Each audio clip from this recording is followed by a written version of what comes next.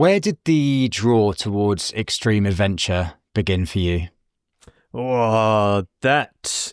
I mean, the long version of that would be the whole podcast, but the short version was I had a dream of being a photographer, and then just chose bad decisions basically.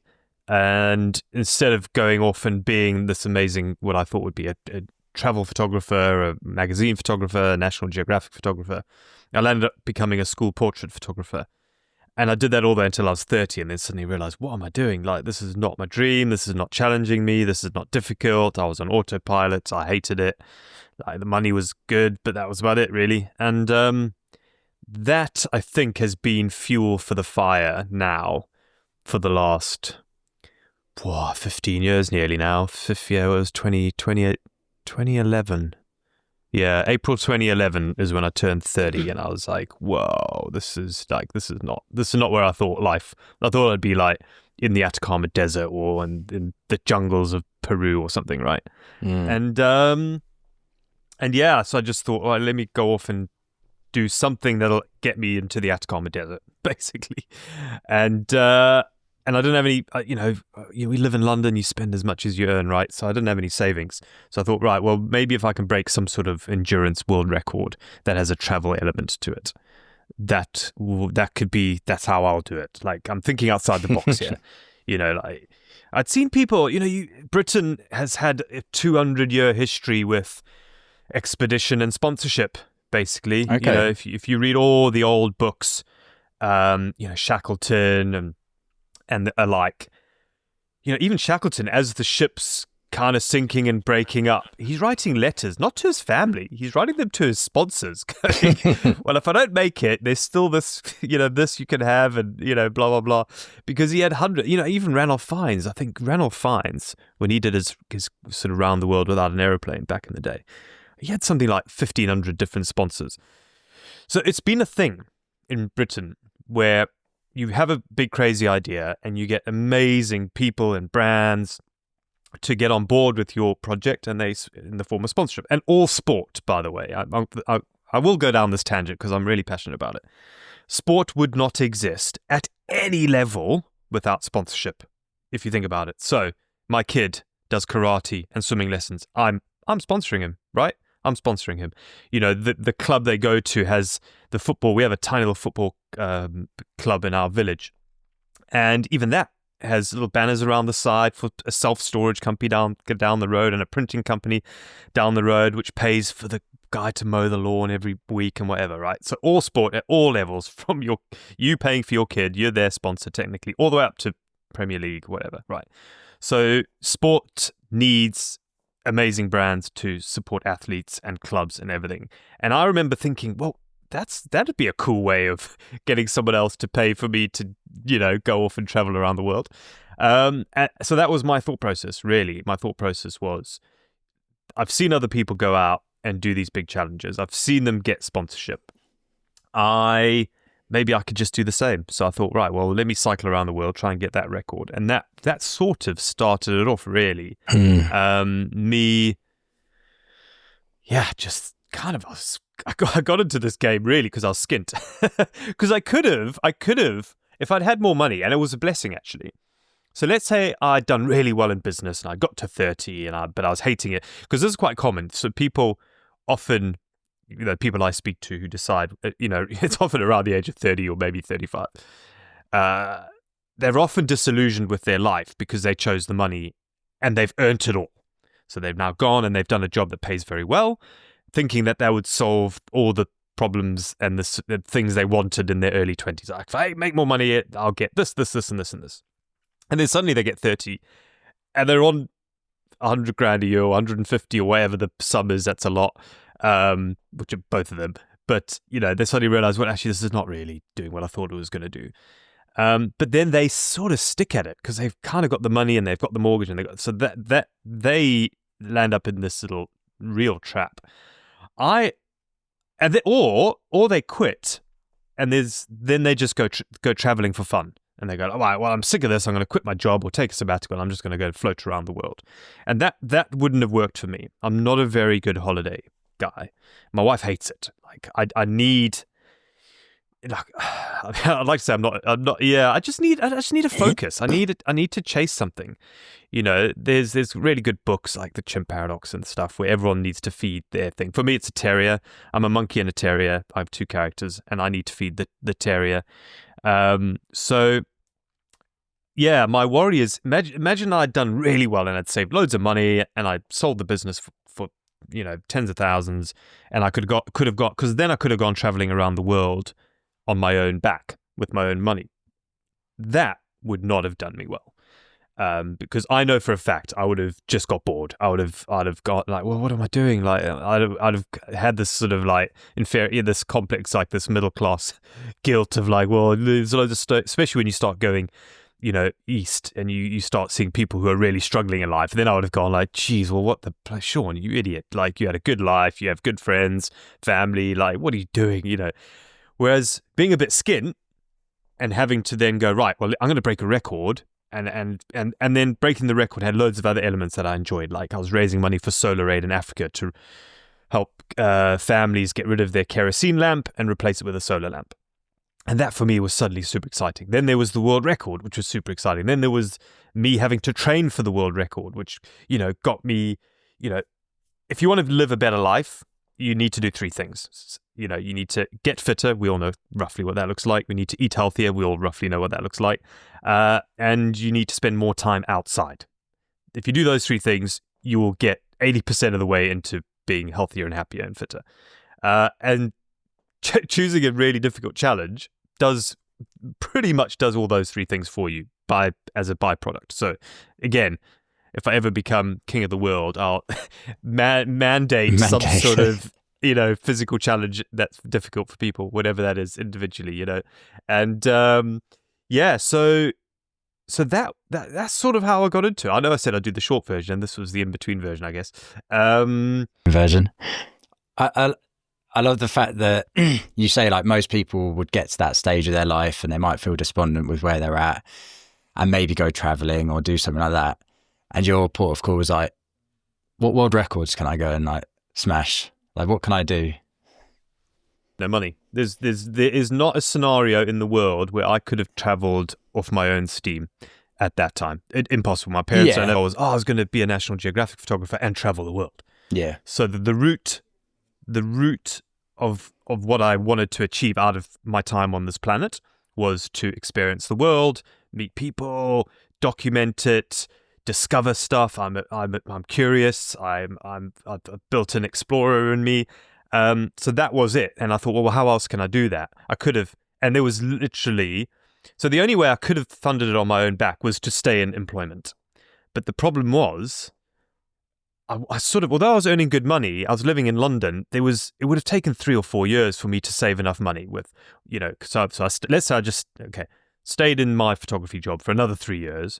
I probably could have saved some money, but I reckon it would have taken me 2 or 3 years to save enough money to go and travel around the world.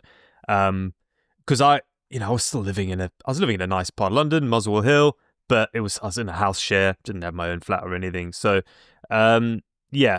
So plan B, that was plan B, because in my head, plan A was like, well, actually, if I think of a crazy record, I might get sponsored next week, and then I'm good to go. And because I had that, I hate the word manifesting. I just want to like throw up when I says, yeah, I manifested it, man. But I did manifest it. Yeah. You know, in my head, I was like, right, I'm really gonna believe in it. And when you really believe in it, you put everything in place to make it happen as if it's going to happen already. Mm-hmm. And I literally did get sponsored within not a week, but I think within a month or 2 months, I got all the funding, and was able to then go, wow, I'm doing this now. Brilliant. Let's crack on. So yeah, there was a lot of life lessons in those first 6 months, from sort of quitting the photography, selling the business for £1, and then just, it was all or nothing. You know, the terrier, that ball had been thrown. The terrier was now in full chase mode. However low success is for you doing the thing, the alternative is 0% chance if you don't try. Exactly. Yeah. I'd much rather fail at achieving something difficult than succeed at achieving something easy. And it's something I talk about a lot. Never lower your ambition just to increase your chance of success. It's so, and I see it with people. They go like, I can never do a marathon, so I'm going to do a half marathon. And there's a couple of problems with that. One, you've chosen an easier path, so you don't take it as seriously. And when you don't take it as seriously, you have a shitter time. You do. You have you take 3 hours to do your half marathon, you get injured along the way, you just hate it. Whereas, if your goal's a half marathon, sign up for a marathon. If your goal's a marathon, sign up in 2 years' time for an ultra. And then you'll smash a marathon on the way to there. And yeah, maybe you might fail at the ultra, but you've done a marathon, which is kind of what you wanted to do in the first place. So, I'm a big fan of setting these really long-term, difficult goals. Of course, there's lots of nuances. You've got to be realistic with your time availability and how much you're willing to sacrifice in training and your lifestyle and that sort of thing. But once you get that system in place, it's actually it's easier than you think. Firstly, what are you really doing? If you've got kids, or if you don't have kids, let's say your kids go to bed at 8:30. What are you really doing that's useful to your life after that? So you either train then. I don't. I go to bed at 8:30. So I'm up. I'm asleep by 9 probably. I get up at 4:59. I get up at 4:59 every day. I get 2 hours, maybe sometimes 2.5 if the kids sleep till 7:30, which I hope. But normally the kids up just before 7. I get 2 hours in the morning. That's 14 hours a week. There's a lot of training. It's finding the time, isn't it? Yeah, but my point is, what am I sacrificing? I'm sacrificing just sitting on the sofa doing nothing or scrolling, which is an easy sacrifice. So now I just use that time to do the training. So yeah, that was down a bit of a tangent, but yeah, it's one of the most common excuses that you hear though. Like, as I used to work as a PT, and within like the gym aspect and also in the running and the marathons and all of that stuff, time is one of the biggest excuses that people find. So when you make a point like that so clearly, there is time to be had. And it's crazy it's so crazy how people are so passionate about how they don't have time. So I've been doing daily reels on Instagram about, if you want to do a full Ironman, I'm your guy, right? So I've been doing daily reels like, this is how you do a sweat test and, or everything. And the one that I had the most grief from people was the one that said, you think you don't have time for an Ironman, you definitely do. And I listed it out. I said, look, you have 24 hours a day. You're sleeping for 8, you're working for 8, that leaves another 8. Obviously, that's unrealistic, and I acknowledge that. And I put a timeline out. I said, right, what are you doing? So let's say from 8 in the morning till 6 at night, you're out of action because you're doing the school run, you're commuting to work, and then you're working till 5:30, then you're coming home. Let's say you're out of action there. Firstly, most people, I hope, can get an hour for a lunch break or half an hour, so you've got a bit there. And then let's say you even, what are you doing between 6 and 9 at night? Okay, yes, you've got to do the dishes and the laundry and cook the food and put the kids to bed and that sort of thing. But you definitely can find some time in there. But even if you can't, so for example, I actually can't. I struggle to justify any training when I get home because, the kids want my attention and I actually want to do stuff with them, doing the dinner, the washing up, putting the bath time, bedtime, all that sort of thing. So the kids are in bed by 8:30. Again, you've now got from, let's say again, 9 o'clock at night. You've got from 9 o'clock at night until your life starts in the morning. Now it could start at 7, where you've got to get up and do stuff. That is 10 hours, right? How much of that are you sleeping? Do you need to sleep 10 hours? Look, if you need to sleep 10 hours and you're working a 12-hour day, yes, this is going to be difficult. But I'm talking for the majority of people. You still have those hours somewhere. So I put that out. I literally put that all out. And I had so many people go, yeah, but what about this, single parents? And what about people who work night shifts and everything? And, so I got a lot of agree. And then from all of them, I messaged them all back and said, I will give you a free Zoom consultation. Totally free. I'd love to, because I'm genuinely interested, especially for single parents to do an Ironman is hard. It's going to be massively hard, but I genuinely think it's possible. So all of those people, I said, look, I'd love to schedule a free call with you and see exactly what your schedule's like and understand a bit more. None of them got back to me. Not one. Because you know why? Because they all know secretly they could probably do it. Yeah. They don't want to hear the truth. They don't want to hear the truth. No. So, yeah. You just got to want it.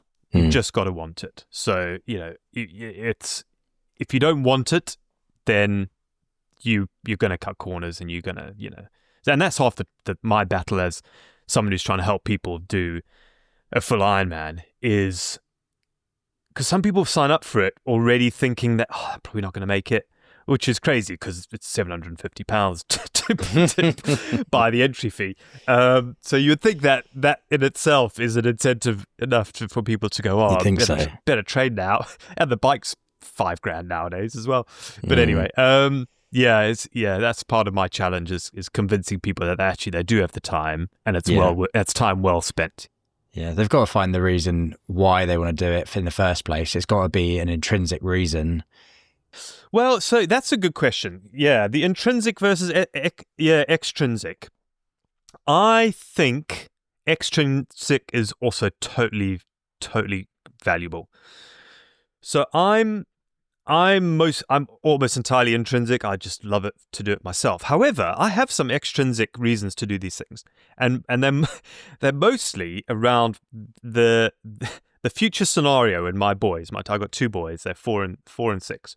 When they go and do their first Ironman one day, I want to see the look on their face when they come home broken and like, oh, that was the hardest thing I've ever done. And I can sit there in my armchair and go, what? You only did one? I've done 100. I don't know how many I'd have done by then. I'm on 115 at the moment. I've done over 100. And so that is, for me, that's an extrinsic version. That is me in the future. I have this future scenario where my kids are looking up to me and going, wow, Dad, you're so cool, so cool. So that's extrinsic, and that is, for me, weirdly, that is when I'm like really like miserable, I'm like, one day my kids are going to know about this and they're going to think I'm cool, and I think that's totally fine. Yeah, I think you should. So I call it dangling carrots. So when you've got an idea, you dangle as many carrots. And that's why I'm a big fan of the extrinsic and intrinsic, like this is going to make me fitter, that's intrinsic. This is going to make me sleep better. This is just going to improve my life. But also this is going to give me a bloody cool pub story for my mates. Oh, this is going to make me impressive and I might get a girlfriend or boyfriend. I think that's totally fine as well. Dangle as many so that when you're hurting and the wind is blowing you off course and you're behind schedule and you've got sore legs, you can look ahead of you and there's so many carrots that make you go, actually, this is better than stopping, so I'm going to carry on. Yeah, just a field of carrots. Field of carrots, man. So you're through growing up, you said you was born in Zimbabwe and you spent many of your formative years in South Africa before moving to the UK. How did sort of seeing different cultures and seeing different parts of the world, has that had an effect on your perception of life? So I didn't see much of the world growing up because we lived at the bottom of Africa and you're earning rands and Zimbabwe dollars, which is sort of makes worldwide travel very difficult back then. So yeah, up until the age of, I did come to England when I was a kid. So my mum's English. My gran was born in London. My granddad was born in Lincolnshire. So we did come to London when I was a kid, but I mostly just stayed in South Africa, other than going back to see family in Zimbabwe as a kid. So there was not much travel growing up. However, I did live in a pretty adventurous part of the world, especially with where I live. So my dad is a rhino and elephant conservationist. Okay. So we lived in safari land, man, like elephants in the garden, which got annoying because it was like, I'd have this little paddling pool and then every day it was empty because a stupid elephant came and drank all the water. And it's like, oh God, my mum's like filling it up again. And now, we're living on the Zambezi River, and it's super dry and hot. So like, it was pretty frivolous to be filling up a paddling pool with like drinking water, right? So yeah, she's doing that. And because it's so hot, it's like 40 degrees and, I'm ginger, so I'm freaking burning. And So so like life was super adventurous from a young age. So I think that would have undoubtedly had an impact. And I joke now that I mean it doesn't happen anymore, but certainly when I started, sort of when I announced to my family that I was going to throw in the towel and cycle around the world, and for a couple of years after that, when I was super skint, I was living on. I was on the dole, getting my 65 quid a week, trying to make a go of this adventure thing, My dad was like, "Get a real job, Sean." And I was like, "Dad, have you seen the photo albums of me as a kid? Like, there was no chance. There's me sitting under an acacia tree with a wide-brimmed hat on in front of my paddling pool, and there's an elephant 10 meters away." So yeah, I think there was probably very little chance of me ever having a normal, I say normal in vertical, a job that required me to sit at a desk all day, I think. Yeah. So I suppose that did change your perceptions coming to the UK of like what that sort of adventurous lifestyle was like and being around nature and appreciating that.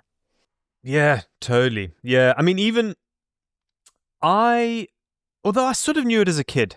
So even I still had an unusual upbringing in Africa compared to other people. And I knew this as soon as I went to school, because suddenly I was like, oh wow, Sean has like elephants in his garden. And these are all kids that lived quite near, like, they lived outside the big national park, right? But they still lived in Africa. They still could come into the national park and see lions and elephants and rhinos whenever they wanted. But because I lived in it, I already knew from quite a young age that I had this unique upbringing. And I'd like to think I appreciated it. Maybe appreciate's the wrong word. It definitely made me crave. Is crave the right word? Yeah, I think crave. I'm going to use crave. It definitely meant that I now crave uniqueness and individuality, because I must have as a kid got all this positive feedback loops from being this like guy who lives in the bush with elephants and stuff, right? I wasn't the only one. There's quite a few of us kids, but this is the positive feedback loops I got as a kid was, being different, living a different lifestyle, which is adventurous, is cool. Like, people think you're cool, and as a kid, you get introverts, of course, but you want social recognition, right? As a kid, and it obviously wore off on me, because now it's almost my one go-to question. Like, is this unique and interesting? Is this a bit weird? Then I'm in. Like, I'm desperate to like live in a blimmin' windmill or a lighthouse or something. But Caroline, my wife, says no, she keeps you grounded. Yeah. So instead, we live in a bungalow. So literally the total opposite end. Even my kids are like, "Daddy, can we move to a house that has an upstairs?" So anyway. So obviously one of your most iconic features is the big ginger beard. I read that it may have not been a fashion choice, but a practical choice originally. Is there some truth in that? Yeah, fully 100% true, yeah. So when I swam the length of Britain, well, firstly, so the first time I ever grew a beard was when I cycled around the world, because I thought, well, that's what you do. If you're a bloke and you go traveling, you come back with a beard and you look epic. So I did that, and then I shaved it off, which is like my most viewed video on YouTube. It's like I've done all this cool stuff and me shaving my beard off. It's like, anyway, that's a different story. And then for swimming Britain, I was like, well, I've got to swim the length of Britain. So obviously, just having a beard is stupid for swimming. So I had it shaved for then. And then I started when I hit it was sort of I think crossing over from Pembrokeshire to Ireland is when I started getting hammered by the jellyfish. Just swimming straight into them. So I'm wearing a wetsuit, so everything else was safe except for my hands and face. But I just headbutt these things, and they were massive, like lion's manes. They have probably nearly a football size, kids' football probably, but the tentacles can go like 3 meters. And it's just around my face, and because they all come to the surface, especially when it was calmer, they're all up at the surface. So, and then it was just, oh, well, this is just life now. And I tried like Vaseline and things and a buff over my face, and like nothing worked. But then after a while, I realized where I had a little bit of beard, that bit wasn't getting stung. And I was like, well, why? And I was like, oh, of course, the beard is literally like a shield. Like it's physically stopping the tentacles touching my skin. So like, right, that's it. I'm gonna grow an anti-jellyfish protection beard. And it was just a full practical thing. I would still get stung on the face, the nose, and the cheeks. So I had this like Vaseline lanolin. So I got Vaseline and lanolin together, melted it in the microwave, mixed it together, and then it made like this in-between paste because lanolin was too hard and Vaseline was too soft. And then that would go over my cheeks and nose, and then a bit on my hands. Sort of helped, but that was it, right? Yeah, the beard was the thing, man. And then the beard then just took a life of its own, really. And then everyone was just like, "Oh, you're the guy with the beard." And then I met my wife, and she's never seen me without it. And she likes it, so now it's here to stay. Result. So you've mentioned a few of your sort of world records, and you held a first, a furthest, and a most. So fastest and most, yeah. There's fastest, 4 of them, yeah. Even and more. Most, yeah. Perfect. So multiple world records. What does breaking a world record feel like? So having the world record means nothing to me. I have no interest in currently saying, "Oh, I'm the world record holder." Breaking the world record is crossing the finish lines. It's the terrier catching the ball eventually. And that's the bit I liked. So that for me, and it's an unpopular opinion, and there is nuances to it, and there is a halfway point, and it's not black and white. But, there's a lot of, there's a famous saying on the internet, it's not about the destination, it's all about the journey. I'm the other way around. I'm less interested in the journey, enjoying the journey, right? I'm less interested in enjoying the journey. I'm far more interested in catching the ball. Now, it doesn't mean I won't enjoy the journey, and it doesn't mean I won't appreciate the journey while I'm doing it, but that's not my prime focus. My prime focus is catching that ball. So that's what the records have done. So the positive feedback loop I get is exactly the same as a terrier. He catches that ball, he feels great, he brings it back to the owner throws it again. And that's what I'm like, and I love it. I come back, I'm knackered, I'm exhausted, I go to sleep, and then I wait for that ball to be thrown, and it's random. Okay, that was going to be my next question. Like, how long do you stay satisfied for after that ball's been caught, that finish line's been crossed? Yeah, usually if I just had to put a random figure on it, probably 2 years. So after 2 years, I'm then like, right, okay, now I feel like I need to chase something again. And it doesn't always have to be, because that's the other misconception people have is, it's got to be bigger and better. It's happened that way often, that the next thing is bigger and better, but not always. The next thing is just something that I think will be difficult for me to achieve. I feel it has to have a 90% chance of failure linked to it to get really satisfied from it. So for example, I ran the length of Britain, 44 days, marathon a day, 44 days. That, I would say, had a 90% chance of success. I think it probably only had a 10% chance of failure for me at the time, at my fitness, and to do it that slowly, a marathon a day, which is not particularly difficult. Had I decided to go for the British record, which is 10 days, Dan Lawson, that has a 90% chance of failure. So that excites me way more, for example. So that's sort of what I think about, So I'm doing Ironman Wales next year. Like, me finishing Ironman Wales within the cutoff has 99.99% chance of success. Like, there's very few scenarios. Okay, it's probably not that high, because you could quite easily crash out if someone crashes in front of you or drops a water bottle and you ride over it. So, but really, it's up at 99% chance of success. So does that super excite me to just finish? No, not at all. And that's why I've never done a full Ironman. So this Ironman Wales next year, 2026, will be my first official Ironman. However, trying to do like a really good time, trying to be up there in my age group, that now becomes a 90% chance of failure. And that excites me a lot.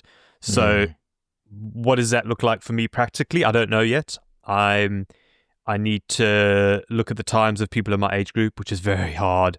Because luckily I'll be in the next age group. I'll be 45 to 50. So I'll be the youngster. I'll be one of the youngest in that age group bracket. So if I have a chance of doing well in my age group, next year's it.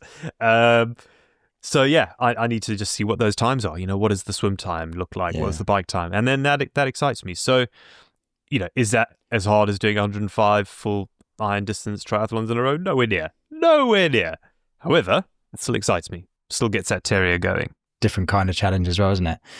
And you speak about that 90% chance of failure. So a lot of some of the events that you've done, and people will see that you've got the world record, but they won't see that you tried it at least one time before and it didn't go so well or something happened.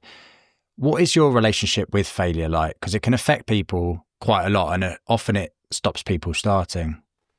So my sort of the first feeling I get when I fail at something. Firstly, I don't like to use the word failure. I call it a hiccup because whatever. It didn't work out. Yeah. I'll try again. But there is a feeling that I've disappointed other people. So, and that needs to be felt. I think if I didn't feel that, then I'm abusing the generosity of people who've helped me. So that's friends, family, sponsorship who've helped me pay for it, crew members who've given up their time to help me crew me, and coaches and physios and nutritionists. If I'm very empathetic to letting them down. And I think it's important to feel that. I think it's important for me to feel a bit shit that I've let these people down who believed in me. That then becomes fuel for the fire. So that then sets in this new sort of, it's not that I didn't take it seriously enough. It's just that I obviously made some mistakes, which is why it didn't go well. Now I'm very, very sort of aggressive in fixing those mistakes. So I'm definitely a problem solver, and I'm quite good at. Over time, you get experience at it. But if I had a skill, it would be I'm very good at micro-analyzing my performance and why I did well or why I'm not doing well, and then I'm very good at coming up with a solution to make that not happen again or to improve on that. And I'm doing that on the fly. I'm doing it constantly. During Iron 105, I was doing it daily, probably every hour, where I'm micro-analyzing everything, and I have these 10.5 pillars of endurance. I'm looking at all of them every single day, every hour. And that is, it keeps me kind of my brain busy. So when I'm in pain and misery, I'm like, well, I can't think about that. I need to think about the 10.5 pillars and then work on those. So whenever you do stumble across a problem or things didn't go the way you planned, that's the muscle you need to engage. The muscle in your brain that goes, right, that didn't work out. Let's write it down. Like, let's just write a list. What went well? What didn't go well? How can I improve on that? And it's all about these micro improvements, right. So, okay. So let's use a classic example. When Iron 105, my first failure, I only got to day 7. I came off the bike, went over the handlebars. My right leg stayed clipped into the pedal, and it pulled the muscle between the shin and the top of the foot. So, right, what did I do wrong in that? 1, I wasn't concentrating. So I should have been looking at the road because I hit a pothole. Okay, so I need to work on that. Right, okay, Sean, you need to just be more vigilant and look at the road. And I was doing the same loop. I should have known there was potholes there.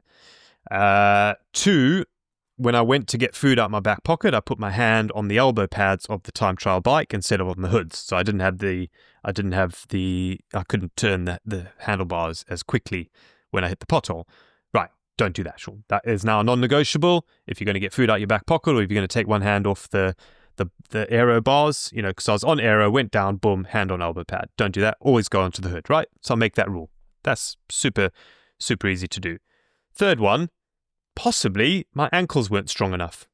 Okay, right. I need to now work on my ankle strength. So I'll include that protocol in the program coming up. 3rd one, I wasn't getting daily physio on the first attempt. There was some tightness in my shin, some tightness in my hips. That could have also added to the injury on the crash. So had I been a looser, maybe that tendon wouldn't have sort of torn. I didn't fully tear, but it wouldn't have got sprained as much from the crash, because maybe everything else would have taken up that sort of bendiness, I guess, as it were. So I learned from that. So attempt 2, I'm going to implement a daily physio protocol. So I found an amazing physio, and he came to my house every single day for the first month, and then I chose sleep over physio from then on. So that's what I did. I literally micro-analysed why that happened, how I could fix it, and implemented a system. And I did that all in probably an hour. I sat back, and I've got experience now, of course, but I was like, right, okay, this is. I know it was sort of like it was obvious for me. It's like, right, well, what went wrong? That, and that. How can I fix it? Well, it's pretty obvious, actually. Do that, and that. Boom, system in place. Obviously, I had to find the physio and make sure he was available and he could come to my house at 9 o'clock at night after an Ironman. So that's what I'm good. So whenever there's a failure, I thrive on fixing it, basically, There's a lot of self-awareness in that, and like understanding that it is an opportunity to grow from as well. I think a lot of people can easily get their heads down when they fail, and even just that little change of words, you called it a hiccup rather than failure. And I like that sort of stuff, because it seems such a small thing, but when you say it, it just makes it that little less daunting and something you can revisit now and move forward from. Yeah, and I also think people who do bail are the ones that haven't experienced the success of achieving the thing, and that's the more people do. Like a friend of mine did Ironman Hamburg, and he arrived at Manchester, he's North Wales. He went to Manchester. Sorry, your flight's been cancelled. What? He's there with his bike, everything. Took a taxi to Heathrow. He's like, well, I need to get there. So a lot of people would be like, oh, geez, well, okay, Ironman's difficult because you've paid so much money to bloody do it. So you're going to work it out anyway. But forget that. He's like, right, I'm taking a taxi. So him and like 10 other people all jumped in this big van, and they went to Heathrow and build EasyJet, I think. And then he gets there, and he's delayed, and he's tired because he's not put his bike properly in the pen and whatever. But anyway, and then he has a terrible sleep because his cortisol levels were up, but it's fine. And then he's on the ride, and he's going, he's doing well. He wants to break sub 10, right? So he's a real age grouper, sub 10 hours. And then he gets to an aid station, someone drops a bottle, and he crashes. Big graze. Oh, Jesus. Okay, right, fine. So he's limping along and carries on, and then like another 2 hours go by on the bike. Boom, gets a puncture. And now he's like, and he'd just gone past, so now he walks. So in his clips, he walks for like half an hour back to get his bike fixed by a mechanic. Now he's way behind. Now he's definitely going to not make the 10 hours, and he's had a crap time. But he's like, oh, I'm going to carry on. There were so many times where someone else would have gone, like, if they hadn't, had that experience of finishing and getting across the finish line, would go, oh, well, it hasn't worked out. Better luck next time. Why Adam cracked on is because he's been there before. He's crossed that finisher. He knows, he gets that positive feedback loop of like becoming an Ironman again. Yes, he had a terrible event, and the flight and the puncture and the crash and the everything. However, he carried on.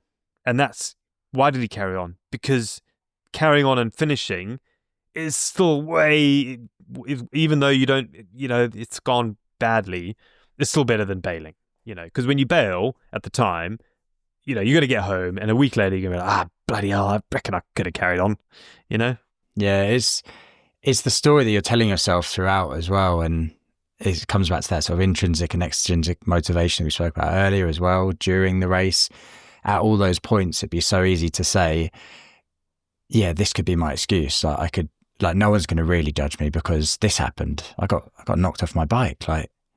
So it's overcoming that and just sort of pushing through for that end feeling as well. And you probably learn so much more from that than just everything going smoothly. Yeah, exactly. Yeah, I agree. 100%. Yeah.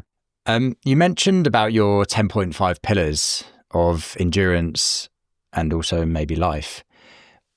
can we sort of either do a whistle-stop tour or dig into the ones that maybe are more important of what those pillars are?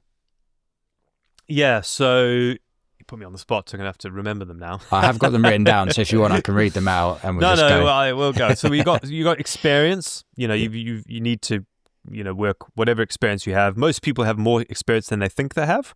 So write a list down what you're good at, what you're not so good at, what you need to improve on, and that sort of thing. You got planning. Planning is normally the first one, actually. What do you need to plan for this time of year, weather, everything. Just what do you need to do to achieve the goal? And that's super important. Then you've got, we can go there, fitness and conditioning. That is, just your soft tissue, hard tissue, cardio, all that sort of thing.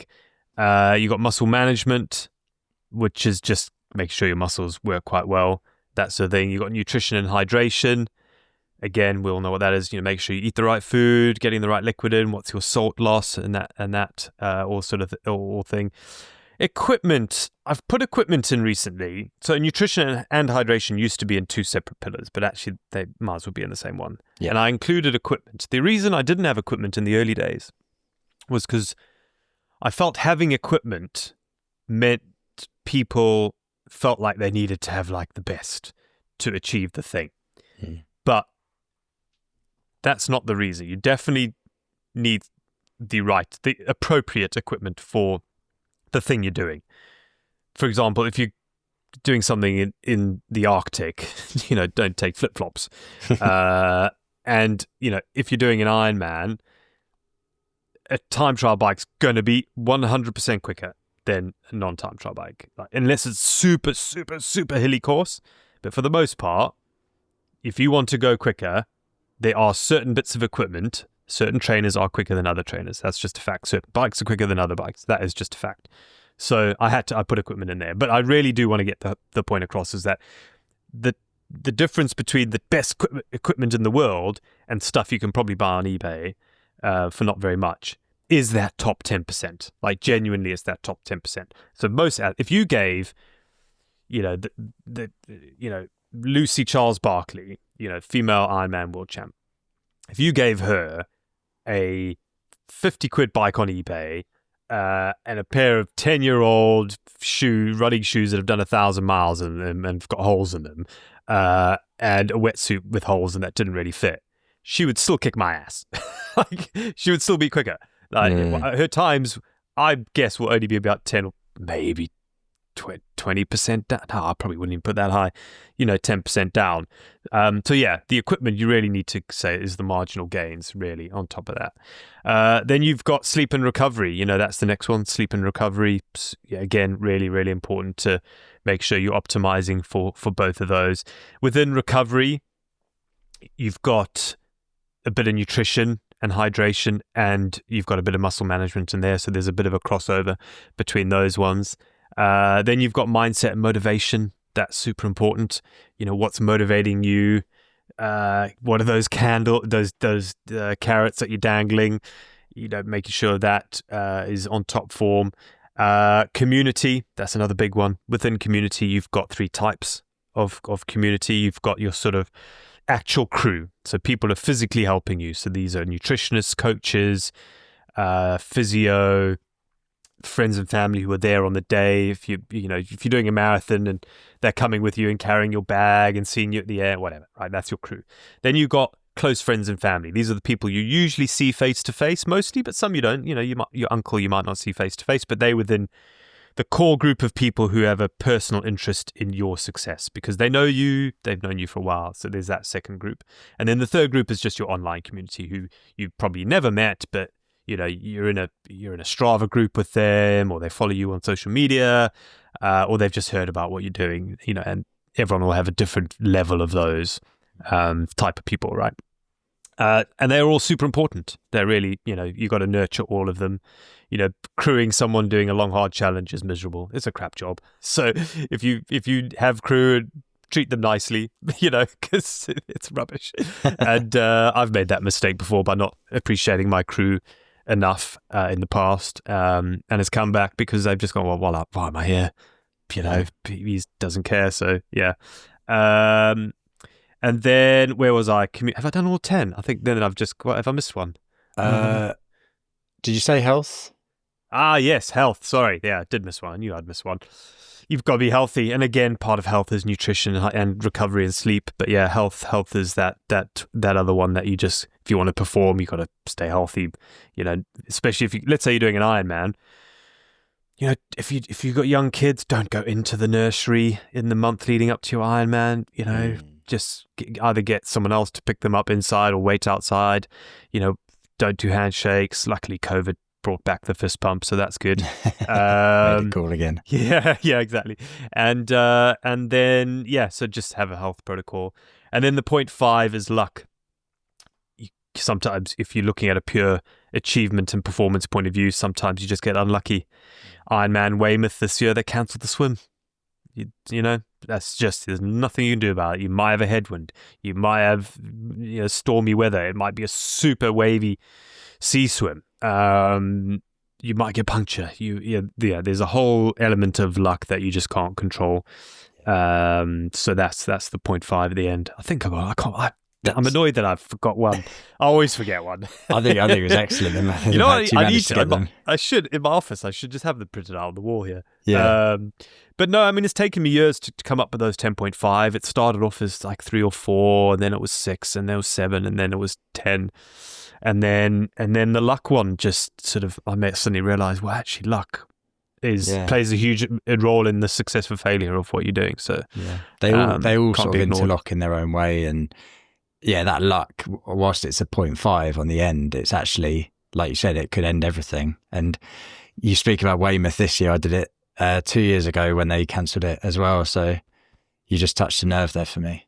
Sorry, man. And what's even worse is they didn't really need to cancel it this year by the social media. I mean, I saw a couple of guys on the beach, on the morning of the swim, and it was glass. And I'm hoping Ironman Wales swim doesn't get cancelled. That'd be devastating. Yeah. But look, it is what it is. Crossed. It is what it is. Touch wood would be good. Yeah. So talking of like the Ironmans, and you mentioned earlier that you've done 115 so far. Obviously, 105. So just before some lawyers get hold of me, I haven't done 115 Ironmans. I've never done one Ironman. I've done the full distance 140.6. I've done 115 so far. Obviously 105 of them were in one go, but I've done the distance many times. Yeah, so let's talk about that event specifically. So you did 105 Ironmans in 105 days. It was originally 102 you were going for. Yeah. Where was the idea for that coming from, considering you hadn't done a Ironman distance before? So in the Grand Slam of Endurance, which is the holy grail of like world records. So there's 4 types of world records you can break. You can break a world's first, a world's longest, a world's fastest, and the most of. So like no one in the world has all 4. Like no one else. Like, man, that would be cool.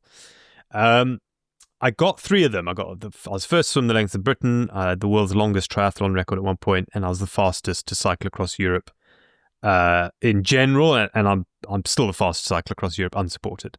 I did the overall record unsupported in 2018. So I had all 3, and I thought, well, I need to get the most of something. And I actually did think of doing the 100. So the record was 101. I did think of... No, that's a lie. The record was only 50 at the time. I did think of doing 100 back in 2018. Yeah. 2018. I thought of potentially doing 100. And I lived in the Lake District. I sorted a route out already. So I was going to swim in Coniston. I was then going to cycle down towards like Ulverston and Barrow and Furness, where it's a bit flatter, back to Coniston. And then I was going to do 2 out and backs on the quieter side of Coniston. There's a little road that goes down the quieter side, and it's 6.5 miles to one end. So it's a half marathon there and back. I'd do that twice. It would have been a terrible route in hindsight, and because it was too hilly, but I did think of it. But at the time, just the terrier didn't chase that ball. Like he just was like, nah, I don't think you have it in you yet. I think you need a bit more experience. And I think I would have had the experience. Yes, I've never done Ironman, but I've done a lot of swimming, biking, and running. I would have just needed to up my speed game a little bit. So that was the overall thinking. It was trying to break that 4th record in the Grand Slam, the Holy Grail of endurance. And then it was always going to be a triathlon-based thing, I think, because of, I'm the only person, still I'm actually the only person to have done the swim, bike, run Land's End to John O'Groats. Okay. Which means the female record's up for grabs. Anyone listening? Let me know. Yeah, I mean, I broke that record, 10 years ago now. Yeah, no one's done a swim, bike, run. Wow. Because only 2 other people have done the swim, Ross Edgley and Jasmine Harrison. So I'm trying to get Jasmine, because she's done the hard one. Yeah. All she needs to do is cycle and run the jog, and she's got the female record. She's currently sailing around the world on like a 2-foot boat or something. One of the tiny sailboats. Yeah, she's a bit busy at the minute. Yeah, she's busy. But yeah, so I and I did the world's longest triathlon, and I did a triathlon around, that was the triathlon around Britain. So I feel like I was the guy for this. However, the internet was very vocal on how I was not the guy for this. For 2 reasons. One, the guy who had the record, he famously said he was going to take the record to the grave. And he had such a hard time on his one, and he was walking the marathons with poles because he got injured. So the picture he painted was, oh my God, and he invented the sport as well. So James Lawrence, he sort of invented the multiple Ironman thing. He did like 30 official ones in a year. Then he did 50 in 50 states, which that for me is super impressive. Like the travel element in between each of those. And then he went and did 101, and he was broken, man, So I think, he convinced a lot of people that actually no one else was ever going to break this record. So some little hairy ginger guy from Zimbabwe who's never done even one Ironman just comes along and says, yeah, I'm going to break it. And then only gets to day 7 on the first attempt. Made a lot of people go, well, actually, look, James is definitely, he's the man. Of course, no one's going to break his record. And he even said it in podcasts and stuff. And, but I don't know. The ego in me, first he was like, what? Have people not even looked at my CV? Like, surely. Like, I'm sitting there, my wife's going like, wow, people really think you can't do this, Sean. And I'm like, I made no mistake. As I said, the ego in me was like, surely the guy who cycled around the world, swam the length of Britain, run the length of Britain, done the world's, like, surely I've got some chance of breaking this record. But yeah, I don't know. Maybe people just didn't know what I'd done in like my backstory, which is quite common now. People very rarely go and look, although my website gets tons of hits, to be fair. But like, I think the majority of people, I get 1 million to what I've got. I get 1 million views on Instagram. And I would say probably only about 10 of those go to my website, So yeah, a lot of people just see the little short clips and reels and stuff on socials, and they don't kind of realize. Because also I'm very bad at bragging. Because my wife's like, oh, you should tell people you've cycled around the world, because no one cares. It's so strange. Like, of all the stuff I've done, people like literally forgotten that I cycled around the world once. Even me. Because like the Ironman, swimming Britain was so much harder and longer, and I achieved the goal, whereas I didn't get the cycle around the world record. So yeah, that one sort of gets swept under the carpet, which is a real mindfuck, by the way. Like, to be sitting here in a podcast, and I've done hundreds and hundreds and hundreds, and no one asks me about the time I cycled around the world. I'm going like, geez, like how have I landed up in a situation where no one knows I've cycled around the world? Let's talk about it now. Yeah, how long did it take you? It was awesome. 155 days. Wow. I got run over in America, fractured my spine. So that didn't go so well in the early days, but I carried on anyway, and I persevered, and I raised money for charity, and I got back to London in time for the Olympics. That was the sort of the goal, the next goal once after I got run over, instead of the world record. So you carried on with a fractured spine? A compression fracture. So basically I got hit from behind by a pickup truck, and then where the bonnet, so my back folded back on itself on the bonnet, and it just compressed the cartilage on T11. So one day they say my spine might fuse together when I'm older.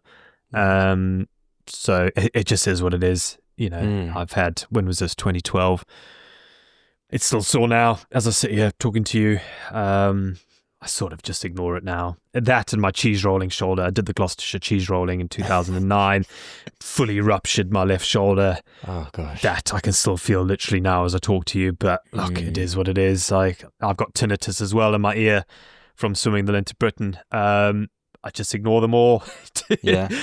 Although the shoulder and the back, it's quite a nice benchmark if I'm just a bit down on my strength and conditioning and my fitness. If I ever start feeling my back, I'm like, sort your core strength out, mate.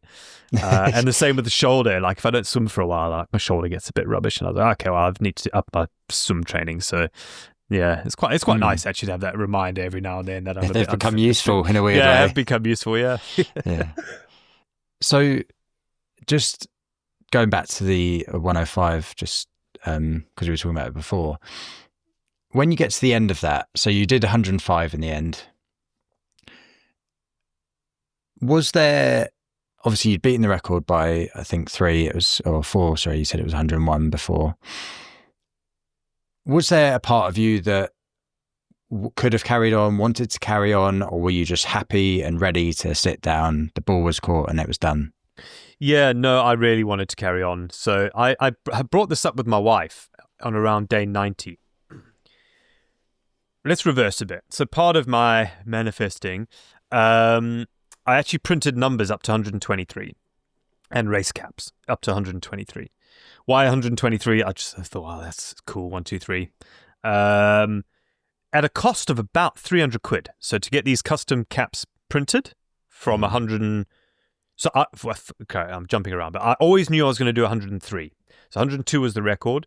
I always knew I was going to do 103, even from day one, because 103, I was curious to know what it would be like doing another one, not having to do it. Yeah. So I had to do up to 102 to break the record. 103 was a bonus. Would I thrive or would I just crumble? Like, would my body go like, geez, man, you're done. Like, what are you doing? You got the record. Go home. Be a dad again. Or would I go, sweet, I got the record. This is awesome. Let's just play with it now. So I always going to do 103. So to print numbers from 103 to another 20 numbers, they were like, 15 quid a go or something stupid. So I was like, oh, okay. So I'll spend the money. Why am I spending the money? Because it's now, it's giving me that self-belief that not only am I going to break the record, I'm going to smash through to 123. But we never discussed it as a family whether I was actually going to do it, right? But it was part of my process. Then around day 90, now bearing in mind this point, so my eldest was at school, but he was only in reception. My youngest was 18 months old. Caroline is self-employed, so she had the harder gig. Like, I got to get up at 4:29 every single day and swim, bike, and run. It was great. She had to do the school run twice. She's self-employed. She had a kid, our youngest was at home. So she had a really rough time, right? So I remember day 90, I'm like, honey, I think I want to carry on. And the look on her face. The words that came out of her mouth, though, were amazing. She was like, look, you only get one chance at this. It's amazing. Like, you're never going to do it again. No regrets, right? No regrets. So I had this conundrum of like, right, okay, I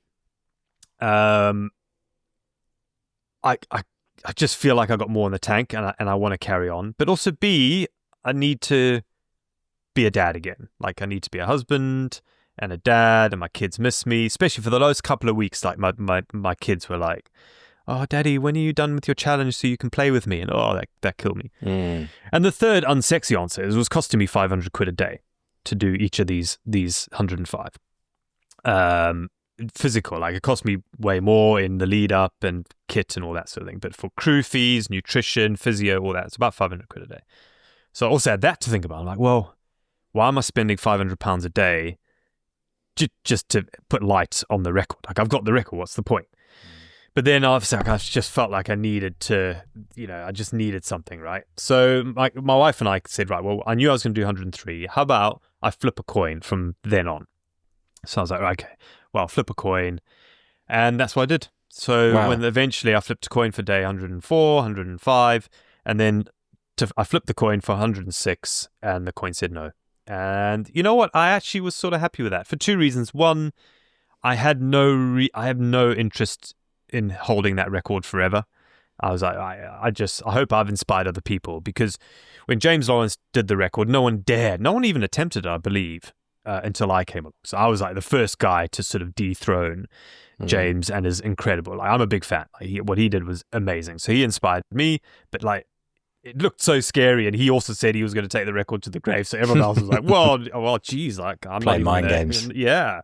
I don't think he did it on purpose. I think he just genuinely believed it. Like, he had a rough time.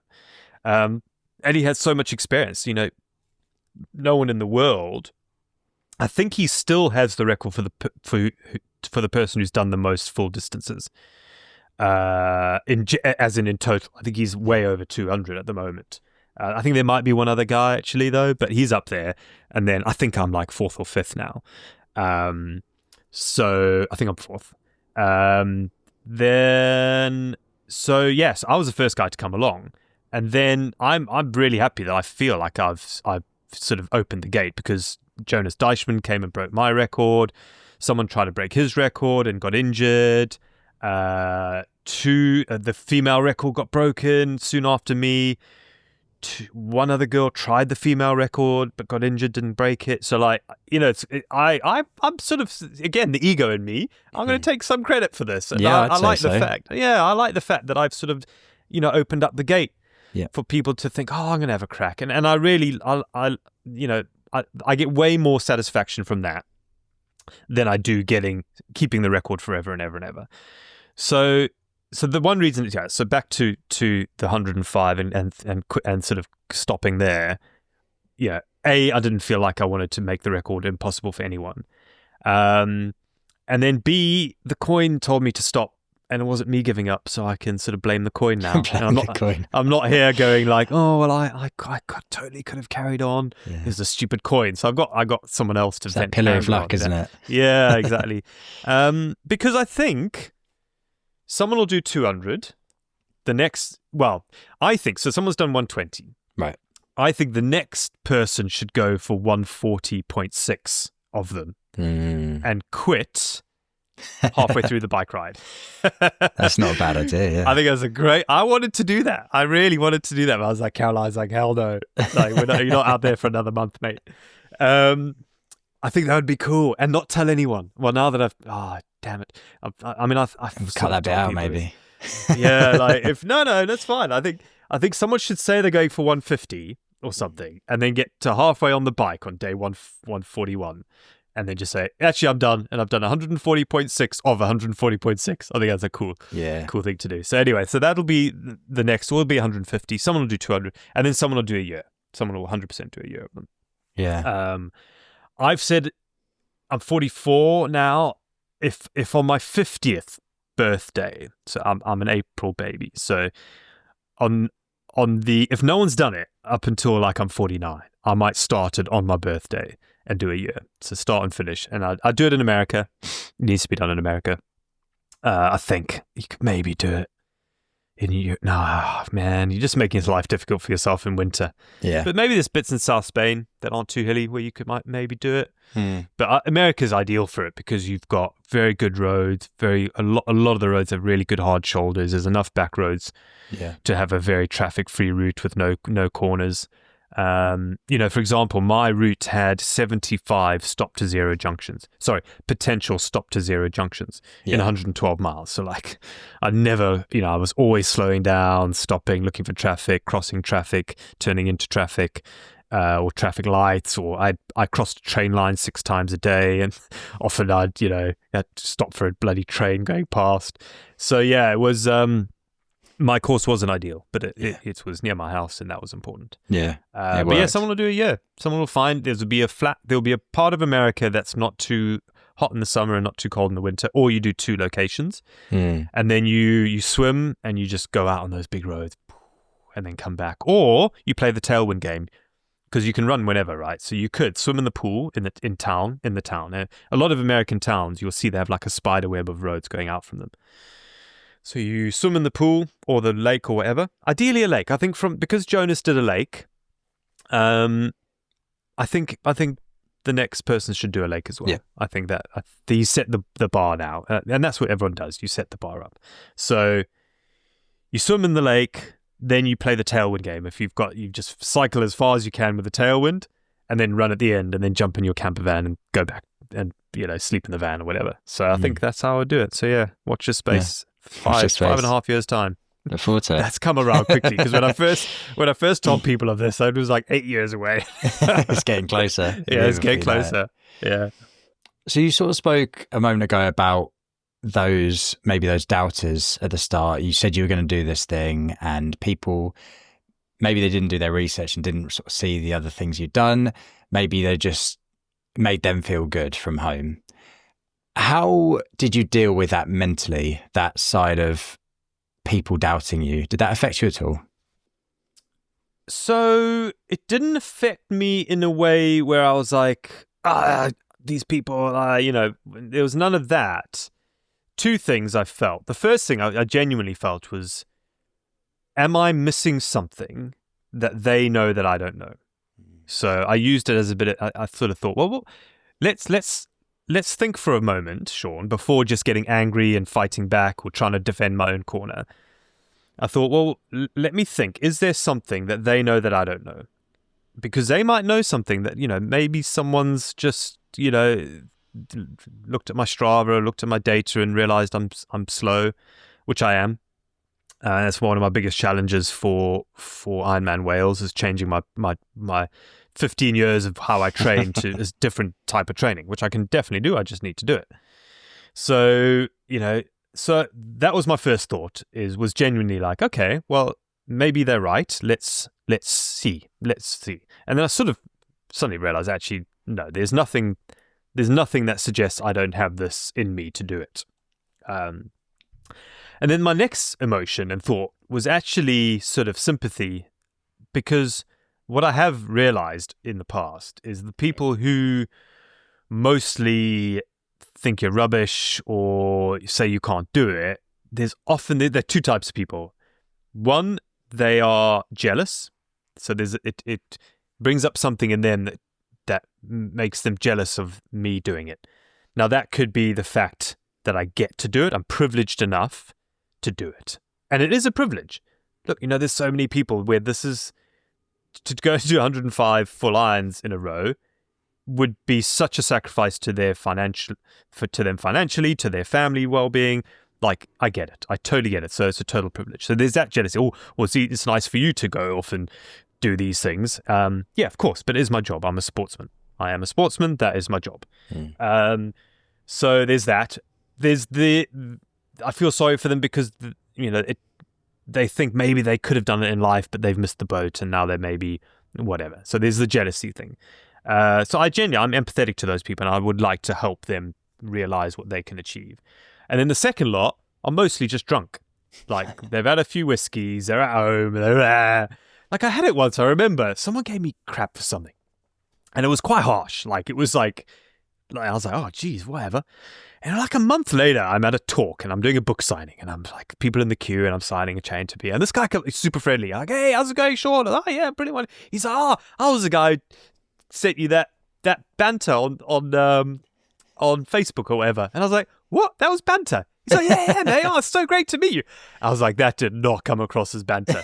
So I think people, people misread it.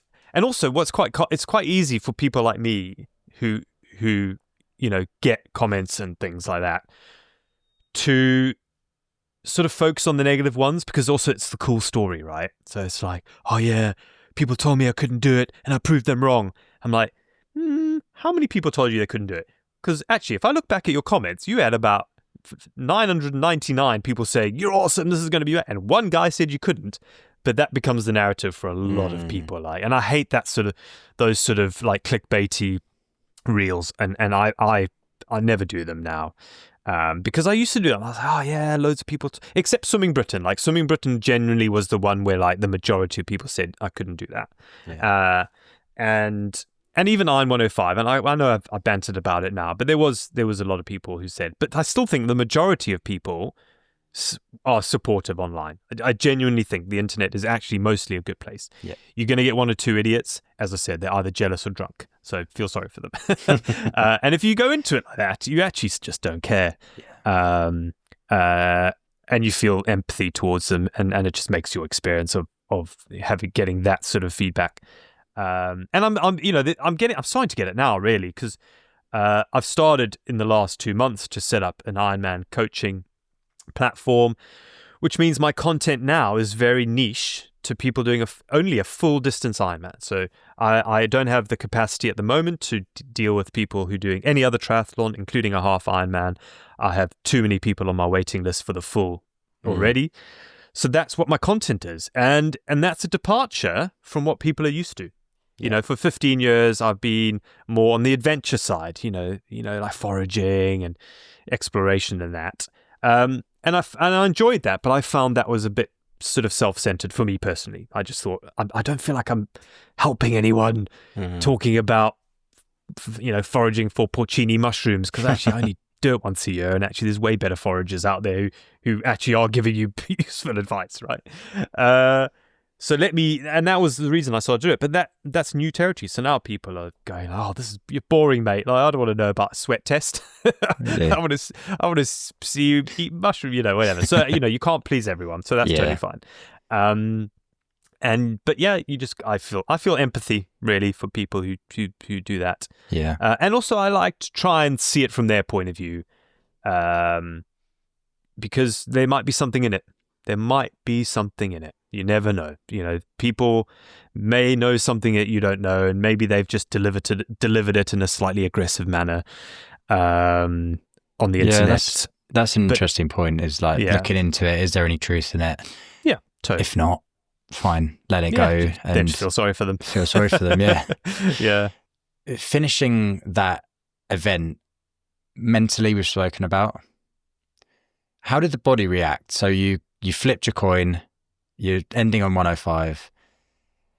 How long was the recovery for the body? Did you notice any length of time it was bad for? So I made terrible, terrible decisions after Iron 105. In my head, it made total sense what I'm about to say. In my head, I finished 105, and for the first couple of days, my body was ready to go again.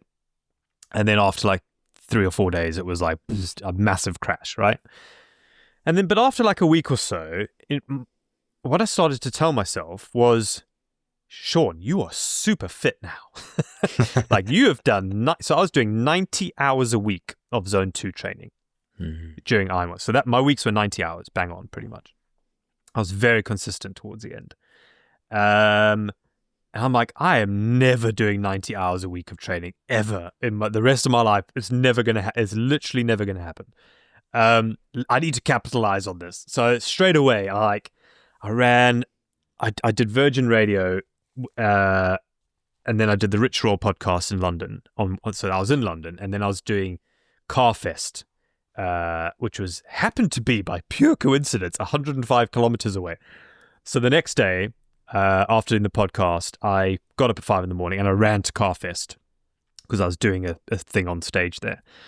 So I ran 105k, and randomly my average heart rate was 105 as well. It's completely random coincidence. So I did that. I definitely should not have done that. I then signed up for the double Ironman Brutal, the double Brutal in Llanberis. Yeah. I definitely should not have done that. So, and then I did that for about 6 months, where I just was I feel fit. I should capitalize on this. And it just hammered me, and then, so the fatigue, there's various elements of so you got your cardio, that comes and goes pretty quickly. You've got your soft tissue, that recovered quite quickly. The stuff that takes ages are sort of your central nervous system, your tendons, your ligaments.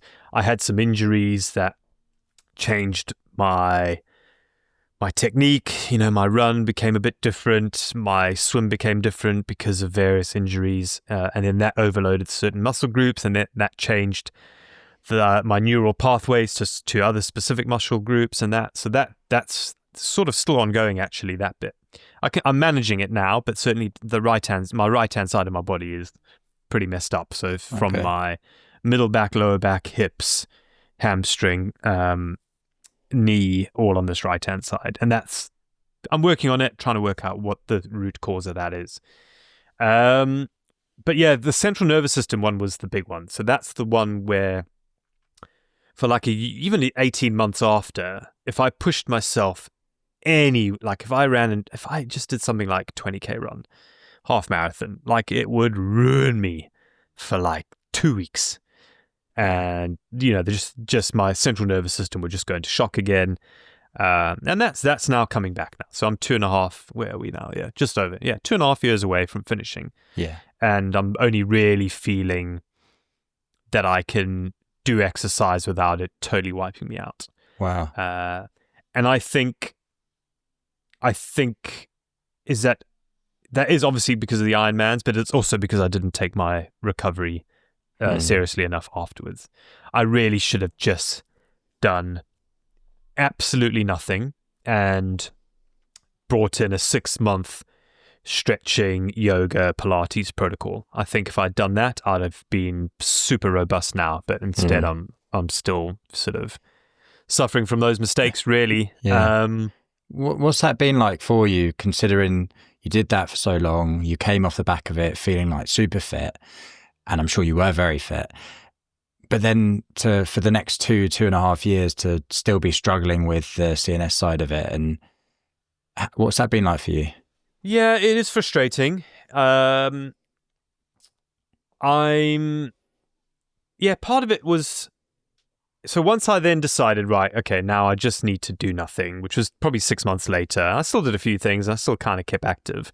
I sort of had, no real, this terrier was like fully asleep, so I had nothing really to chase. So it was sort of fine because again, another misconception people have about me is that I'm just addicted to exercise. I'm definitely not. Like between big projects, I'm very happy not doing it. And I keep myself super busy doing other stuff. Like the monkey's awake now and I love fixing classic cars.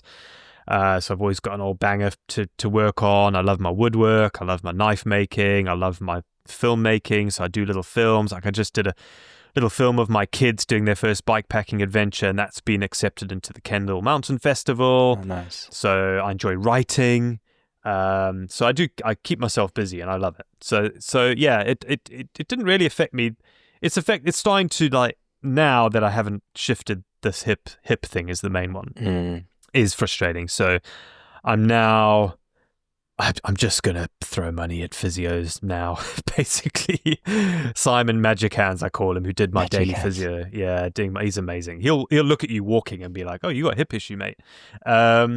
So I just need to commit to physios. And I'm pretty good at following what physios tell me to do. I just need to have it more regular, I think. Yeah. Because I think I haven't given him enough time and information to diagnose me properly. I sort of go and see him every 2 months and go, oh, the hip thing's back, mate. Whereas I think I'm just going to go now every 2 weeks and see him and just be like, right, this is where I'm at. This is what's going well. This is what's not going well. And then, because he's amazing. Like he's an Olympic level physio. So yeah, he'll help me there. Yeah. And so it's because weirdly, actually, the injury I'm having at the minute isn't affecting my performance. It's affecting my recovery. Right. So I can go out and hammer it and I feel great during it, but then I wake up the next day and things hurt. So it's lucky that way. I think if it was affecting my actual performance, that's a very different type of injury. It would hit you a bit harder, maybe, yeah. Well, yeah, it would definitely, because I like to get that green tick on Training Peaks, mate. I am addicted to that dopamine hit where I do the session, I nail it, and I open up Training Peaks and I get the green tick. The ultimate external stimulus. Yeah.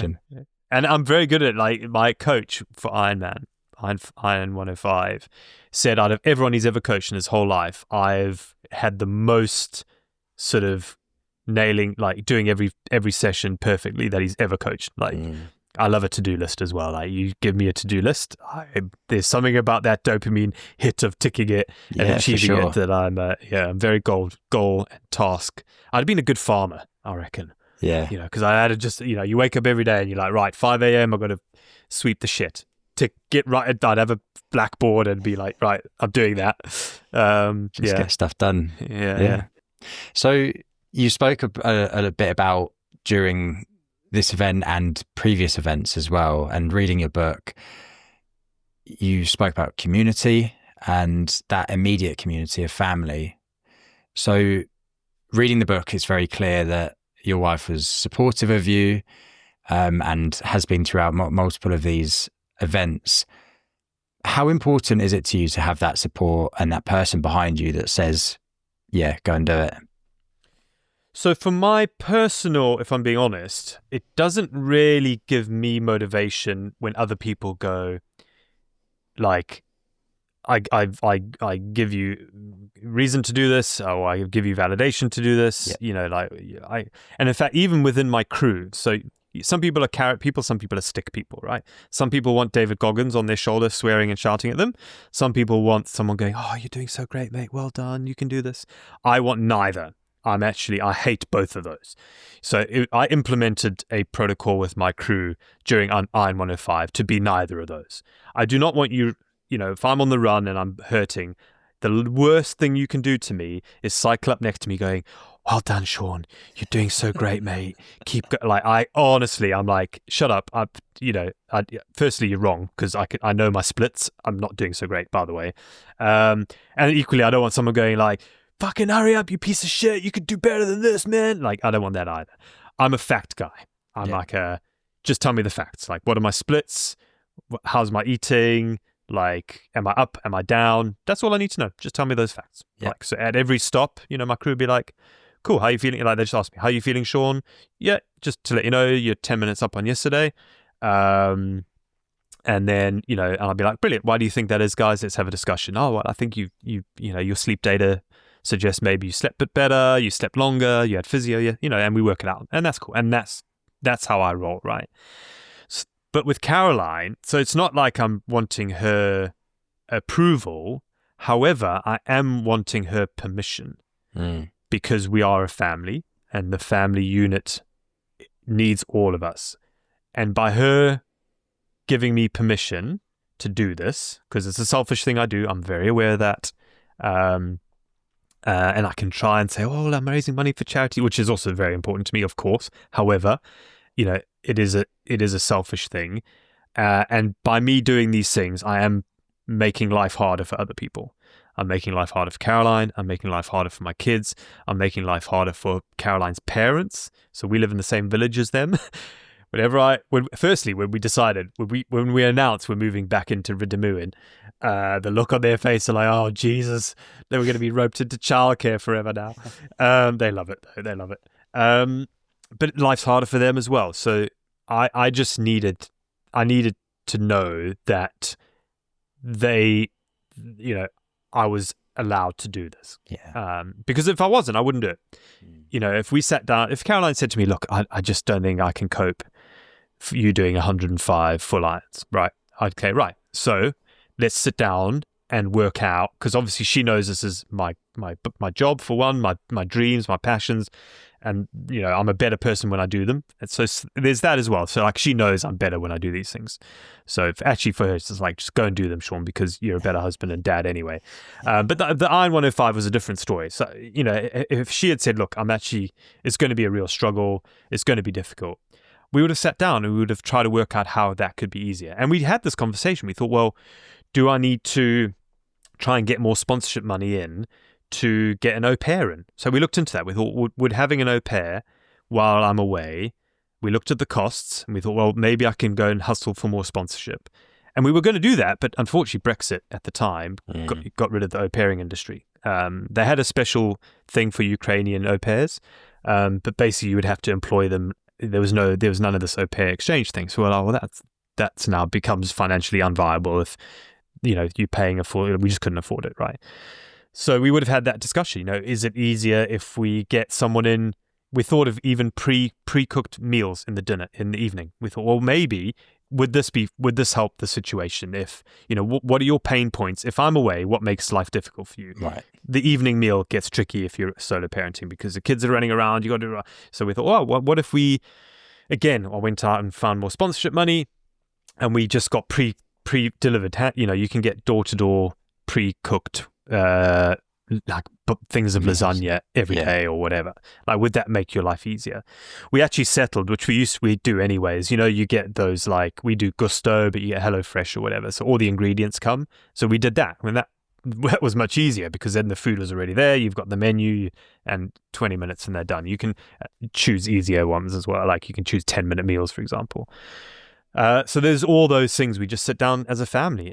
But luckily we didn't have to do that because Caroline is a machine. She's just like freaking, she actually takes on too much, and we had the grandparents in the village, and although the kids missed me, I think the positives outweigh the negatives in the future. So for example, I knew my youngest was too young really to know what, understand, and Caroline would bring them to see me on the run and at T2 as well. And sometimes on the bike when I would, because I went through Holt 8 times a day, and they had 8 times to see me if they wanted to.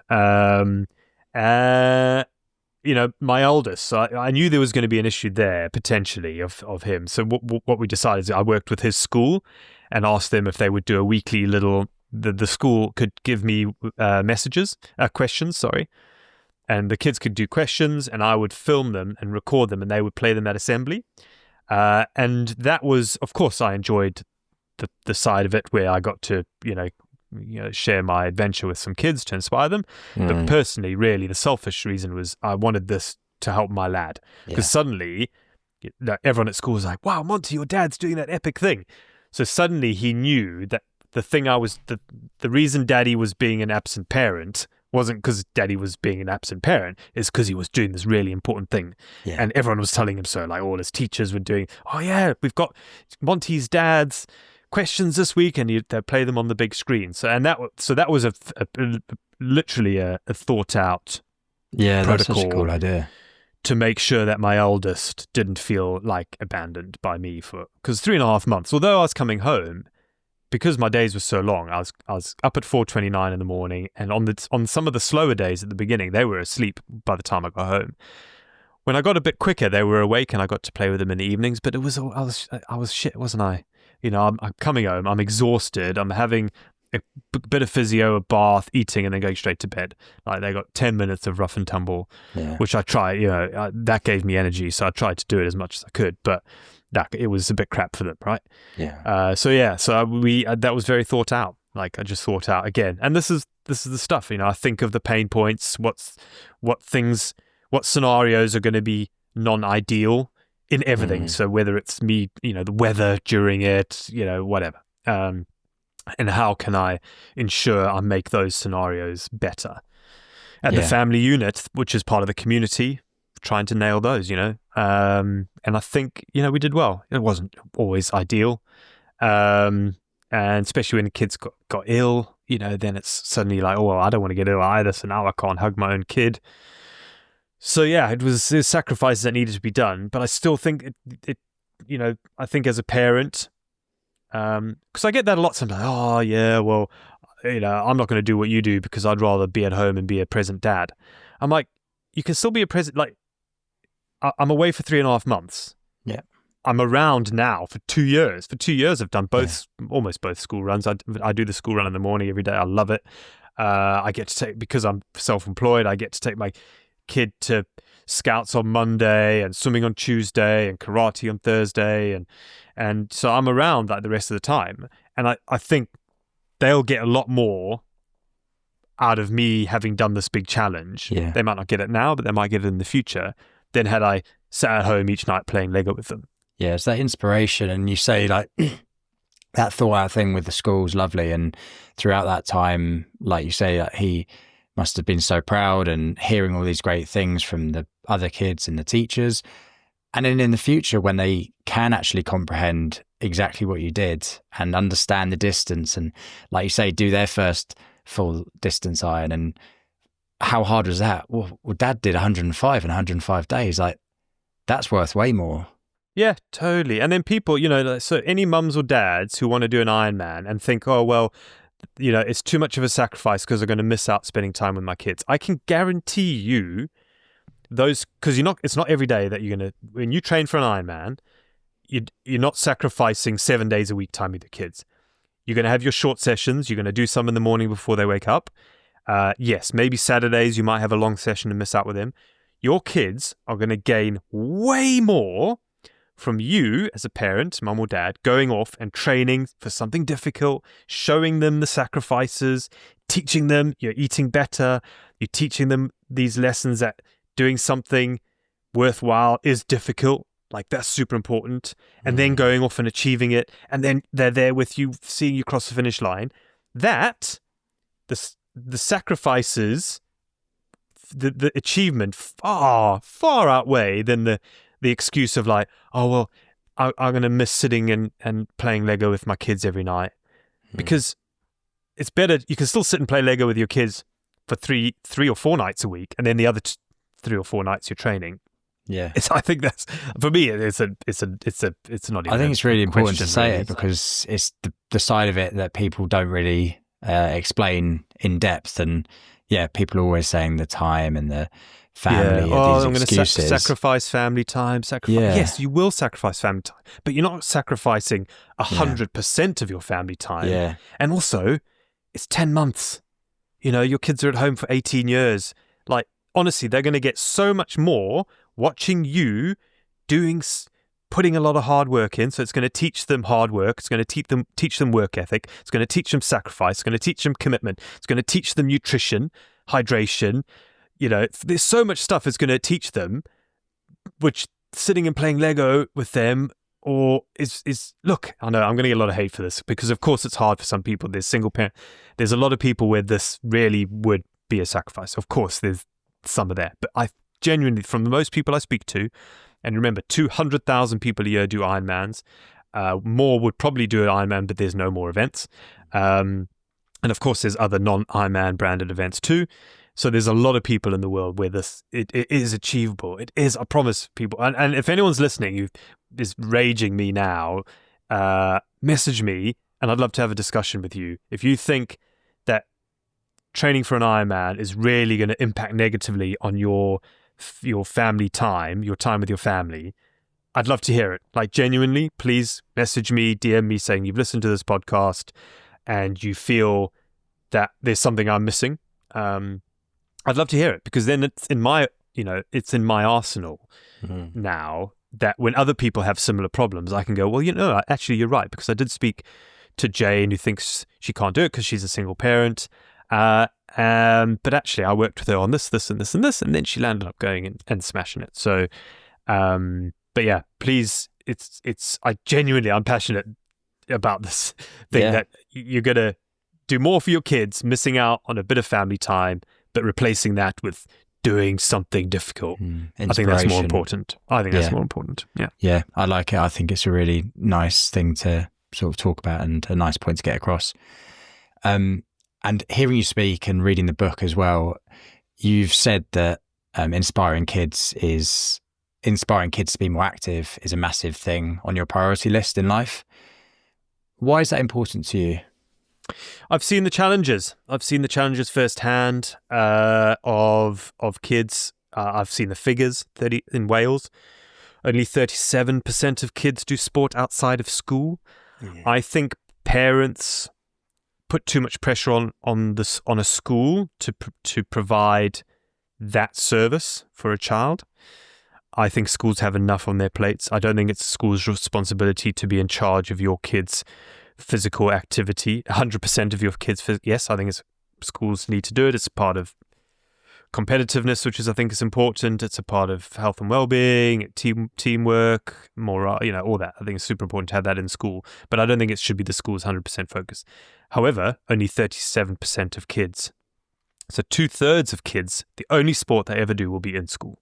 Wow. In Wales, and I think in across the UK it's similar. I don't quote me, but that's terrible. Yeah. So that is 3% of parents choosing not to do any sport outside of what the sport they do at school. That's mad. It's just mad to me, you know. So I'm super passionate. I own the websites youthsport.co.uk and youthsport.wales. I'm currently in big plans to make those. I'm not going to say too much about it, but because I'm super excited, basically. That's fine. I'm excited to see what comes of it. They're going to really, my goal is they're going to really help with more kids participating in sport. Yeah. That's my goal for them. That's the overriding mantra for those websites. Will this increase youth sport participation? That's the mantra. That's all we want to do is increase youth sport participation. So yeah, I'm excited. I've been working with a few people on sort of making that a reality. So watch this space. I'm really hoping we can launch it next year. But yeah, it's the more we dig into it, the more epic our ideas are. We're like, geez, that's going to cost another whole bunch. Yeah, I think it's such a good idea and it's such an important thing. And I've not heard those stats before, so yeah, to hear that's quite shocking, really. And a lot of it is valid, you know. So there's one is just limited coaches, one is facilities, a big one is cost. It is expensive. Some sports are very expensive. Triathlon is expensive. It's an expensive sport. Unfortunately, I think it's in the top 10 or 5 in the world of sports, because you need it doesn't have to be, you can do it cheap, but it's a hell of a lot more expensive than running, because with running you just need some trainers. So yeah, unfortunately it is an expensive sport, right? And so cost is a big one, and then the other big one, I hate to say it, is just parents just not pushing it, you know. And for example, we went to a big school in Wales, in Wrexham.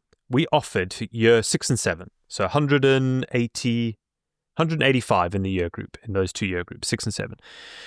We offered them on a school day, so they wouldn't have to do any school on that day, any work in the classroom, a free triathlon. So you swam in the pool. Girls with body confidence issues didn't have to do the swim. They could also do it with a t-shirt on, but they didn't have to. Like, if they just didn't, because that's a real and genuine thing that we need to consider. So that girls just don't want to get in a costume, totally fine. So they didn't have to do it. And if they wanted to do it, they could wear a t-shirt over. Then they got to get out the pool, run and cycle around the whole school grounds. We did a cool little course for them. We provided bicycles as well, and that was cool. And it was all like on a rotation. Then after that, they did another run. We had a little loop. So free, do your first ever triathlon, year 6 and 7. That day, the school broke the record for the most kids calling in sick. Wow. Yep. Of 180, 65 kids called in sick that day. So you know what that is? Potentially 65 parents waking up in the morning going, "Oh, do you want to do a triathlon at school today?" The kid going, "Nah, not really." And the parents going, "Oh, well, you can just stay home then." That's so sad. Yeah. Oh, you know, gosh. that's the parent not going, "Mate, it's a free, you're not doing any homework. You get to freaking run around with your mates. And it's, you know, you get to achieve something difficult. You learn something from it. Yeah. Yet, 65 out of the 180 called in sick. And That's unbelievable. That did baffle me, I have to be honest. I thought, like, kids would just jump at that. Yeah, don't know. Because it wasn't like we made it difficult. Like, you know, it was one length of the pool, and then, you know, it was like a kilometer, even less, might have even only been 500-meter bike ride, and then a couple 100-meter run or something. Like, the whole thing took like half an hour, and then the rest of the time you're just playing with your mates and cheering other people on. And I don't know. Maybe I mean, maybe I'm just missing the ball. Maybe I'm just so in my own little bubble of where sport's important, and I've seen the benefits that I don't understand everyone else. But yeah, anyway. Yeah, you definitely get used to what you're around, and I think Yeah. For me, being like in a gym environment since I was 17, I've always never understood how people couldn't go to the gym. And it's that same sort of thing. It's, well, if you've never been introduced to it, Yeah. like, why would you? Yeah. But yeah, it's a really important thing to do. So I think, yeah, whatever you're doing, I'm hoping that it helps a bit there. Yeah. I mean, if anything, just running. Running's free. Park run. Yeah. Park runs every Sunday, and it's free. You can buy a pair of trainers for your kids that don't have to be expensive. Go and do park run. It's totally free. We do it with my lad. He loves it. You know, it's 2K every Sunday. Super motivated. He's got his half marathon band now. So if, you know, once you do 11, you get your half marathon band, and 22, you get your full marathon band. Yeah. So yeah. So it doesn't, like, people say, oh, time and cost. Yeah, I don't know. Don't buy it. Don't buy it for some sports, 100%. But just to stay active and do some sort of sport. Yeah, I agree. It is available. So tying the two in, and that inspiration of the next generation and younger generations, and the stuff that you do, what do you want the Sean Conway story to tell them when they look back on it? And is there anything that you would change about it if you could? Yeah, legacy. People say, oh, do you want your legacy to be? And then I'm super bipolar on this. The one is like, I don't care about legacy. Like, please, I'm zero. I'm not interested at all. And then the other side of me is like, I want a freaking statue. Yeah. I want a tomb as well. One of those massive, like the Taj Mahal, you know.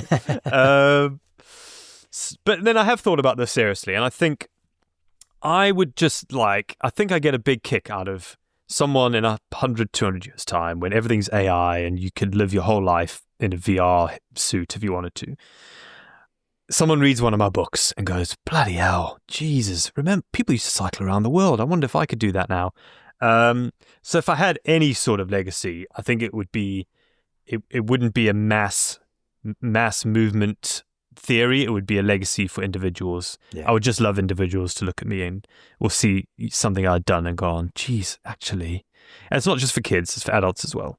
I just want people to think a bit differently, potentially, and again, you know, try something difficult. Don't lower your ambition to increase your chance of success. That would be it, really. And mainly, you know, a lot of it's just in my family line. You know, I'd love my great-great-grandkids to be like, bloody hell, he did look like a hairy leprechaun. So, yeah. He did some cool stuff as well. Yeah, exactly.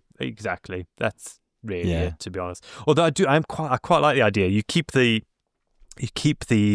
copyright to your written word for, they may have changed. It's like 70 years after you die, I think. So if I live another 40 at least, in 110 years time from now, my great-great-great-grandkids are still going to be getting beer money from my book sales. I quite like that. Yeah, that's not bad, is it? Like I say, I'll be like, oh, this beer's on great-great-great-granddad. That's cool. Until, it might be 70 years after. It might be 70 years after it's published, and that becomes a different story. But it'll still be my grandkids at least getting something. Yeah. No, it's nice. I think it's it's an interesting thought experiment to think forward and think what people would think. But I think the individual inspiration is such an important one. And it sounds like you've already started doing that with breaking that 105 and the amount of people who have now since tried that. I think obviously that's on the top end scale, but I'm sure there's loads of people who've had their first triathlon because of you and stuff that you've done. So. I mean, I remember this, they sent me this kid, Thomas Ivor. He sent me a picture, me and him. He was 10 years old, 7 years ago. Me and him, he's tiny, little kid. You know, he's 10 years old. I had a picture with him. Last month, he just did Land's End to John O'Groats solo, self-supported at 17 years old. And he did it on his own and he smashed it. And he sent me a picture of him at John O'Groats finishing it and then me with him 10 years ago. And I'm like, man, it is bloody worth it. Yeah. Like that was enough, you know. I'm going to dine out on that little story for the next 5 years because, I like that. I like that a lot. I would. Sean, the way I like to finish my episodes is to ask my guests to leave a question for the listener. So if the person listening, hopefully they've enjoyed the conversation and taken a lot away from it. But if they were to go away and start a conversation with a friend, a family member, or even a stranger, what question would you give them to start that conversation? With the stranger. Oh, this is great. So I do this at parties. You know, what's the go-to question that everyone asks everyone if they've never met them before is, so what do you do? Yeah.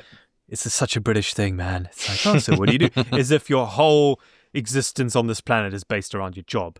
And it's the same question I ask everyone is like, there's sort of two I ask. One is if, depending on the mood, and it's like, I might just say, oh, so what's new with you? But the one I mostly ask is, so what's keeping you excited about life at the moment? And I think I like that question because people are a bit like, oh wow, I've never actually been asked that before. And you don't have to be like, because there's two ways you can answer that one. One is the, oh geez, I don't want to speak to a person like this, because if you'd be like, so what's exciting you about life at the moment? And then you're like, oh geez, I found one of them. But you can just be casual about it, like, oh, you know, so I'm Sean, you know, and they normally go, so what do you do? And I depending on what the situation is, I'll tell them, and then I'll be like, oh, so what's keeping you excited about life right now? And I even do it to my friends that I know, you know, like if I haven't seen my mate for a while, I'll ask them, oh, so what's keeping you excited about life at the minute? And it kind of makes them realize that there's a lot of stuff that they are actually excited about, but they forget, you know, because we're so focused on like all the stuff that's going wrong sometimes. Yeah, the pessimism. You suddenly realize, well, actually, watching my kid improve at swimming, fucking, that's actually getting me quite excited. So, yeah. That's the one I say. What's keeping you excited about life? But don't go in too heavy with it. That's the caveat. Keep it light. It can be sort of disguised as just a passing question. Like it's not too deep, but it's deep enough that it's different. Because like you say, what do you do? Well, do you want to know what I would do for work, or do you want to know like what my mission in life is? Yeah, totally. Yeah. So love it. That's the one I go for. Awesome. Sean, it's been so wonderful having you on today. I really appreciate your time. If people listening want to follow you, keep up to date with what you're doing, where can they find you? Everywhere, I guess. Just search my name. So, yeah, Sean Conway. And I guess I'm active on everything, really. So, yeah, just wherever your preference is, whether it's Instagram or my website or whatever, I'm there. Cool. I'll pop a link down below so people can go and check you out. I'm sure most people would have heard of you, but yeah. Actually, I'll plug something. Might as well. If I don't get any money for this Discovery Channel, if you want to, I've got 3 documentaries on Amazon Prime. Go and watch them. They're quite good. I forget I've done those. Done too much. Yeah, you'll keep Discovery Channel happy because for 2 of them, the other one is Amazon. But anyway, awesome. Yeah, I'll try and find them and link them if I can. To the listener, if you have enjoyed this episode, please do share it with someone who you think would find some value from it. If you haven't already, then please do follow the show and leave a rating if you enjoyed it. It really helps the show get shown out to more people. And on Instagram @Lonely Chapter Podcast, tag us in the conversation and keep it going beyond this episode. Lastly from me, thank you for listening. Stay curious, and I will see you in the next one.